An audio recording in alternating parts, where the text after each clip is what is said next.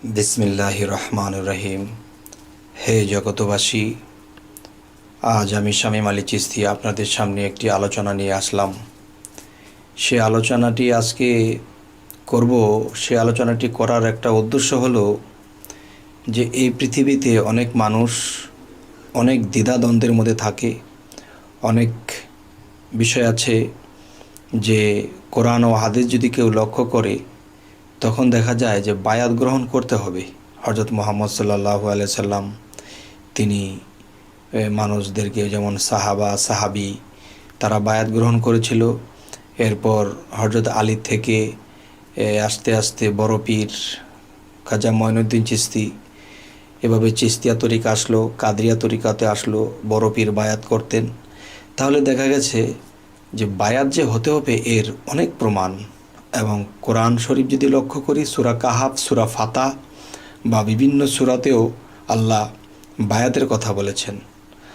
বায়াতের কথা একটু স্পষ্ট বলেছেন যে সেই সূরাটি হলো সূরা ফাতা। আল্লাহ বলতেছেন, হে মুহাম্মদ, আপনার হাতের উপর যাহারা হাত রাখলো তাদেরকে বলে দিন যে তাদের হাতের উপরে আমি আল্লাহর হাত আছে। সুবহানাল্লাহ। হে জগতবাসী, ঠিক আছে বায়াত হব, কিন্তু বায়াত হইতে হইলে যে মূল বিষয়টা, সে বিষয়টা হলো যে একটা কথা আছে যে মান আরাফা নাফসাহু ফাকাদ আরা রাব্বাহু, যে সর্বপ্রথম তুমি তোমার নিজেকে চিনবে, এরপরে তোমার রবকে তুমি চিনবে। এখন দেখা যায় যে মানুষ দলে দলে মুরিদ হতে যাচ্ছে। এক জায়গায় মাইক, আর এক জায়গায় পীর, আর এক জায়গায় হলো শিষ্য।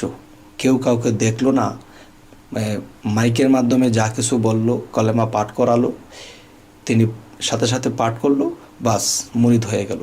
কিন্তু বাবারে, এই যে মুরিদটা, যে হাকিকতের দেশে যদি যাই তখন দেখা যায় কি বোঝা যায় যে পীর ছড়তে চাহিলে এশকেতে মজিলে, পীর ছড়তে চাহিলে এশকেতে মজিলে, সেই সুরত বদলে হবে নবীর গঠন, সেই নবীর নূরের সর্ব অঙ্গ জুড়ে দিলেতে হইবে রোশন, সেই রোশনিয়ে করিয়া ফিরে ফানাফিল্লার হালে গিয়া শেষে দেখবে নিরঞ্জন। যে এখানে যে একটা বিষয়, সেটা হলো যে মান আরাফা নাফসাহু ফাকাদ আরা রাব্বাহু, যে সর্বপ্রথম আমি আমাকে চিনব, এরপর আমার রবকে আমি চিনতে পারবো। তো এখন দেখা যায় যে আমরা যেভাবে বায়াত হব, যে মাইকের মাধ্যমে, দেখা গেছে যে আমি পীরকে দেখলাম না, আমি শিক্ষা সামনাসামনি নিতে পারলাম না, আমাকে নিজকে তিনি চিনাই দিতে পারলো না, তখন কি হলো? তো এটা সঠিক বায়াতের মধ্যে পড়ে না। যেমন আরেকটি বায়াত হলো যে হাতের উপর হাত রেখে আল্লাহ বলেছে সূরা ফাতা যে হে মুহাম্মদ, আপনার হাতের উপরে যারা হাত দিল তাদেরকে বলে দিন তাদের হাতের উপরে আমি আল্লাহর হাত আছে। তাহলে হাতের উপর হাত রেখে বায়াত গ্রহণ করতে হবে। এ হলো একটা বিষয়। আরেকটা বিষয় হলো যে আমি জন্মান্তরে নিজকে হারিয়ে ফেলেছি। কে আমি আমাকে চিনি না, আর সে আমি অচিন দেশের মানুষ হয়ে গেছি। এখন আমি আমাকে চিনি না বলেই আমি একজন চেনা লোকের কাছে গেছি। তখন তিনি কি করবেন? তিনি আমাকে চিনিয়ে দেবেন যে তুমি ইমুক, তুমি জন্মান্তরে ইমুক ছিলে, এখন তুমি এই হলে। এবং সেটা কিন্তু মুখে বললে হবে না, সেটা আমার দেহ কোরআনের মধ্যে কোথায় আমি ইমুক, আমার দেহ কোরআনের মধ্যে যে আমাকে আল্লাহ সৃষ্টি করছে তার প্রমাণটা আমার মধ্যে কোথায়, এবং আমার নিজের একটা পরিচয় আছে, সেই প্রমাণটি আমার দেহ কোরআনের মধ্যে আরবি অক্ষরে লেখা। যেমন এর কিছু ইঙ্গিত পাওয়া যায় সূরা হামিমের 2 নম্বর আয়াতে, কিতাবুন ফুসসিলাত আজাতু কোরআনান আরাবিয়ান, এই এক গ্রন্থ আরবি কোরআন রূপে অবতীর্ণ, এর বাক্যসমূহ জ্ঞানীদের জন্য।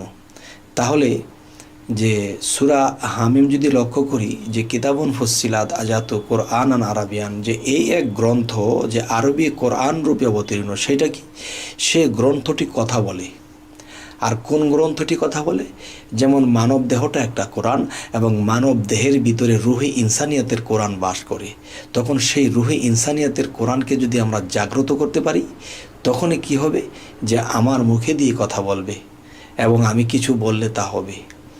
তো এই বিষয়টা হলো যে নিজের পরিচয় এবং আমার ভিতরে কে থাকে তার সাথে সম্পর্ক করতে হলে, তাকে জাগ্রত করতে হলে, এই জন্যই আমাদের যাইতে হয়, মুরিদ হইতে হয়, বায়াত গ্রহণ করতে হয়। আচ্ছা, এখন বিষয়টা হলো বায়াত শব্দের অর্থ কী? যে বায়াত শব্দের অর্থ আল্লাহর পথে নিজেকে বিক্রি করে দেওয়া। আল্লাহর পথে নিজেকে বিক্রি করে দাও। তাহলে আমরা যেভাবে বিক্রি হই বা বায়াত হই, যে কিছু কিছু বিষয় যে কোরআন অনুসারে এই বায়াতগুলো হচ্ছে না, তাই বলবো বায়াতের প্রথমে আমরা যখন যাব তখন সে মুর্শিদ আমাকে পরিচয় দেবে আমি কে, আমার পরিচয় কী, এবং আল্লাহ যে আমাকে সৃষ্টি করেছে তার প্রমাণটা আমার দেহকরণের মধ্যে কোথায়।